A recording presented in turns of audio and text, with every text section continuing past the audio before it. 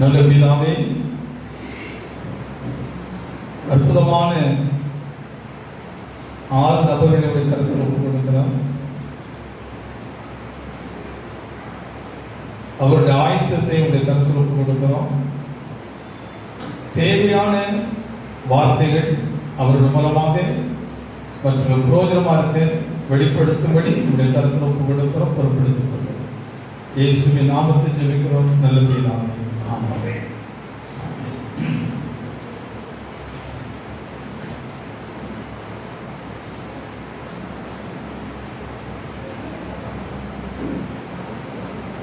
என்ன இடத்துல அனைவருக்கும் தெரியறதுக்கு வாய்ப்பு இல்லை. அருமையான என்ன தெரிஞ்சவங்க யாராவது இருக்கீங்களா?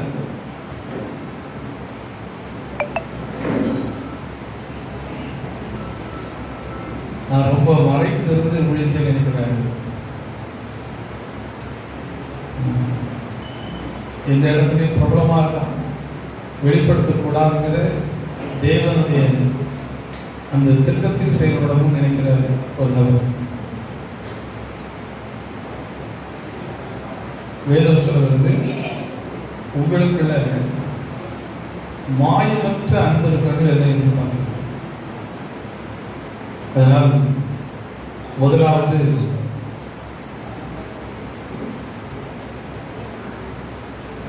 உலக அன்பா, கிறிஸ்துவின் அன்பா, எந்த அன்பு என்கிற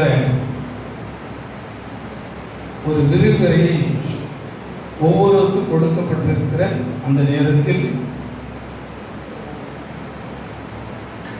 5 நிமிஷம் வரை சொல்லலாம். டைம் இருக்குன்ட்டு 15 நிமிஷத்துக்கு கொண்டு வரலாம். ஆனால் சரியா இருக்காது. குறித்திருக்கிற நேரத்துக்குள் நீங்க சொல்ல வேண்டிய விஷயத்தை நீங்க சொல்லுங்கள் என்று கற்றுக்கு நம்புகிறேன். தேவனை ஆசிரியப்பராக.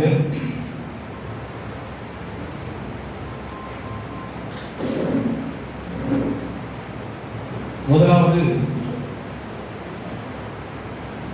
நம்மை அதிகம் நெருக்கிறது உலக அன்பே என்கிற அந்த வாதத்தை எடுத்து நம்மை வைக்கும்படி அருமையான அகஸ்டின் மேரி அவர்கள்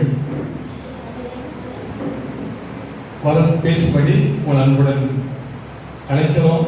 கரங்களை தட்டி. உலக அன்பு நம்மை அதிகம் நிறுத்துகிறது இந்த தலைப்பில் பேச வந்துள்ளேன்.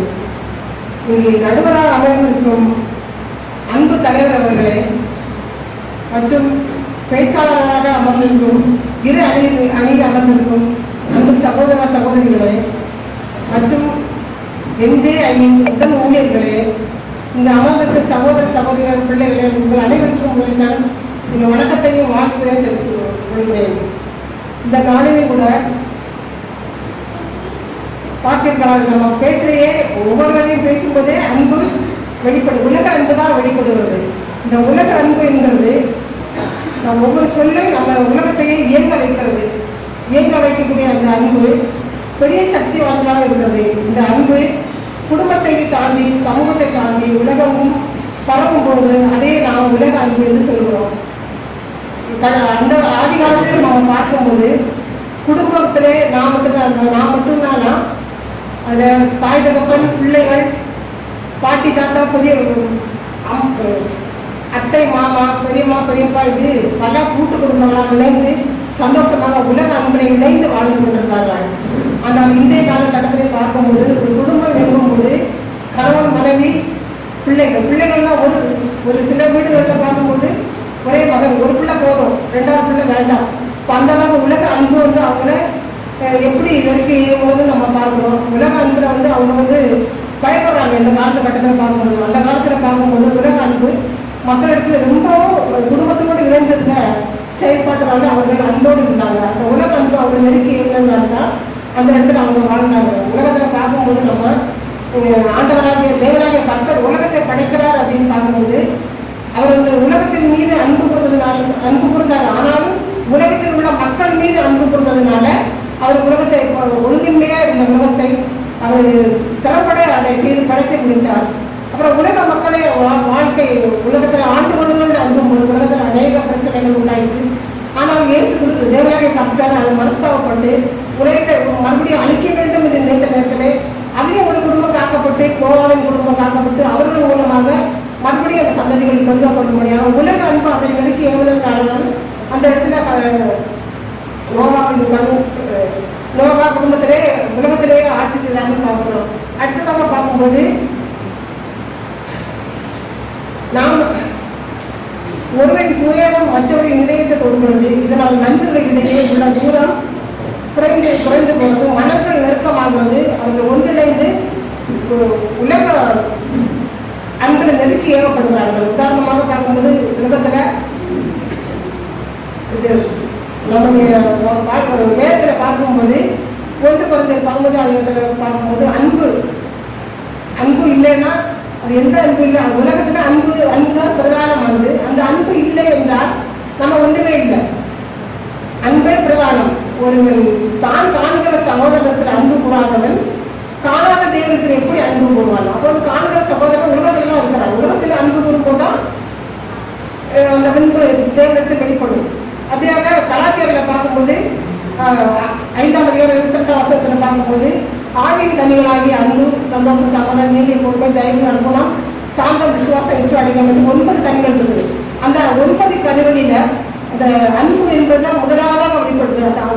அந்த அன்புங்கிற உலக பிரகாரமான அந்த அன்பு வெளிப்படும் போதுதான் மற்ற 8 கனிகளையும் அவங்க சுதந்திரத்துக் கொள்ள முடியும் என்று நம்ம பார்க்கலாம். அடுத்தவங்க பார்க்கும்போது அப்போஸ்தலர் பவுல் வாழ்ந்த காலத்துல அவர் சவுலா இருக்கும்போது அநேக தீமையான சக்திகளோடு அவர் வாழ்ந்து கொண்டிருந்தார். அவரை கர்த்தர் தெரிந்து கொண்டு பவுலாக வாழ்க்கை காலத்துல அவர் ரோமர் நிருபத்திலிருந்து பிளவோன் வரைக்கும் அநேக காரியங்கள், அநேக சபை மக்களுக்கு சிறைச்சாலையில் இருக்கும்போது கூட அவர் கடிதம் எழுதுறதா பார்க்கிறோம். அந்த உலக அன்பு அவர்கள் நெருக்கி எழுதுறதுனாலதான் அந்த அன்பு வெளிப்பட்டது என்று நம்ம பார்க்கிறோம். அது இல்லாமல் அவர்களோட சபைகள் இயேசு கிறிஸ்து வாழ்ந்த காலத்துல சீசர்களை உருவாக்கினார். சீசர்களை உருவாக்கி உலகமும் போய் நீங்க சத்திய சுவிசேஷத்தை சொல்லுங்கள் என்று தான் இயேசு கிறிஸ்து அவர்களை அனுப்பினார். அந்த உலக மக்களுக்கு அன்பு வெளிப்பட்டதுனாலதான் இயேசு கிறிஸ்து நமக்காக நாம் செய்த பாவங்களுக்காக அவர் சிலுவையை வச்சு சிறந்தார் என்று நம்ம பார்க்கிறோம். அப்படிப்பட்ட அந்த அன்பு வாழ்க்கையில நம்ம பார்க்கும்போது உலகத்தில் நம்ம அன்பு நம்ம நெருக்கி எழுகிறது என்று நாம் காணலாம். அப்படியாக இந்த நாட்களில் இயேசு கிறிஸ்து சீசர்களை கிராமங்கள் தோறும் உலகமும் சுற்றி சென்று சுவிசேஷத்தை பிரசங்கங்கள் என்று சொல்லி அன்றைக்கு அனுப்பின தேவன் இன்றைய காலகட்டத்தில் பார்க்கும்போது நம்முடைய நண்பர் சுவிசேஷ குழு மூலமாக கூட உலகெங்கும் ஒவ்வொரு கிராமங்கள் தோறும் சென்று மக்கள்கிட்ட போகும்போது அந்த மக்களிடத்துல உலக அன்பு நெருக்கிறதுனால தான் நாம் அந்த இடத்துல போய் சுவிசேஷத்தை சொல்ல முடியுது. அவங்க வேண்டாம்னு சொன்னாங்க, நிச்சயமா அவங்களுக்கு அந்த அன்பு இல்லைன்னு அவங்க வேண்டாம்னு சொல்லுவாங்க. அந்த அன்பு நம்ம நெருக்கி ஏவுறதுனால உலகத்திலே நம்ம சத்திய சுவிசேஷங்களை நம்ம அறிவிக்கிறதுக்காக நமக்கு அந்த வாய்ப்புகள் கிடைக்கிறது. தொடர்ந்து நாம் நற்செய்தி பணிகளில் இணைந்து செயல்படுவோம் என்றும் உலக அன்பாக நம்ம நெருக்கி ஏவுகிறது என்றும் நான் கூறிக்கொண்டு வாய்ப்படுத்த உலகளுக்கு நன்றி கூறி விடைபெறுகிறேன் என்று